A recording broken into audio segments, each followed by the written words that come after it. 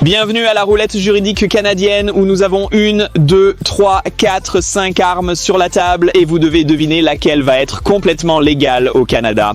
Voici un couteau out the front, aussi appelé couteau automatique, actionné par un petit interrupteur. Il est très facile à déployer.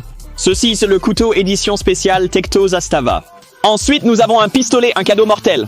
Vous avez besoin d'une licence pour utiliser un pistolet au Canada, sinon ce n'est pas légal, ce qui nous laisse vraiment 4 options. Ensuite, il y a le spray OC, aussi appelé gaz poivre.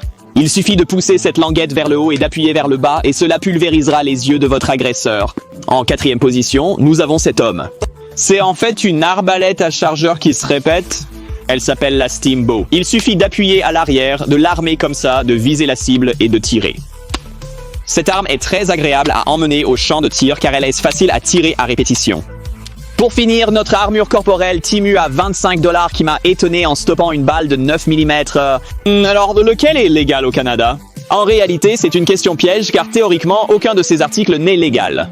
Cela inclut les arbalètes à une main dans certaines configurations et le port d'une armure est subtil car dans certaines provinces, n'importe qui peut en posséder mais dans d'autres, une licence est nécessaire. Mais Steamboat est la seule entreprise qui propose une arbalète répétitive légale au Canada, ce qui en fait la seule option légale pour les civils ordinaires non licenciés, tandis que tout le reste est hors de question, y compris malheureusement ces couteaux automatiques Tecto, mais je suppose que, si vous êtes en Amérique, profitez-en.